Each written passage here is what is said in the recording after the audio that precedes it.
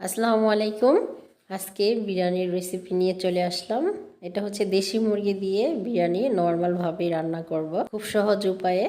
আর বিরিয়ানি এমন কারণে যে পছন্দ হয় না, তো বিরিয়ানিটা খুবই টেস্টি এবং সুস্বাদু হয় যদি ভালো করে রান্না করা যায়। এখানে পরিমাণ মতো তেল নিয়েছি আর কয়েকটা আলু ছোট ছোট পিস করে ভেজে নিয়েছি। দিয়ে দিলাম এক মুঠো পেঁয়াজ কুচি। এটাকে ভালো করে একটু ভেজে নিয়ে তারপরে দিয়ে দিব 1 টেবিল চামচ আদা রসুন জিরে বাটা, দিয়ে দিলাম এক মুখ্য শাহি মশলা, দিয়ে দিলাম এলাচ লবঙ্গ দারচিনি, দিয়ে দিলাম এখানে বিরিয়ানির মশলা। এবার ভালো করে এই মশলাটা কষিয়ে নিতে হবে 5 মিনিট। আর এখানে আমি মাংসটা অ্যাড করব। মাংস ভালোভাবে কষাতে হবে। মাংসটা যত কষানো হবে বিরিয়ানির টেস্ট দ্বিগুণ বেড়ে যাবে।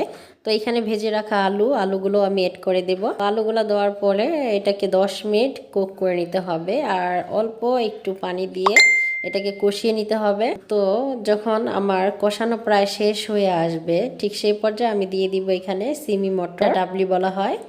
এটা দেওয়ার পরে আমি আরও 10 মিনিট কুক করে নিব। এরপরে আমি দিয়ে দিব কাঁচামরিচ। আর কাঁচামরিচটা দেওয়ার পরে আমি এখানে চাল দিয়ে দেব। পোলার চালটা ভালো করে ধুয়ে ক্লিন করে ধুয়ে রেখেছিলাম, এটা দিয়ে দিলাম।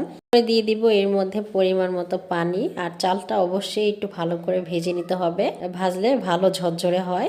এখন দিয়ে দিব এখানে পাউডার মিল্ক 1 কাপ পরিমাণের। বিরিয়ানিতে একটা দুধের ফ্লেভার আসে এবং সাথে 1 টেবিল চামচ ঘিও অ্যাড করব।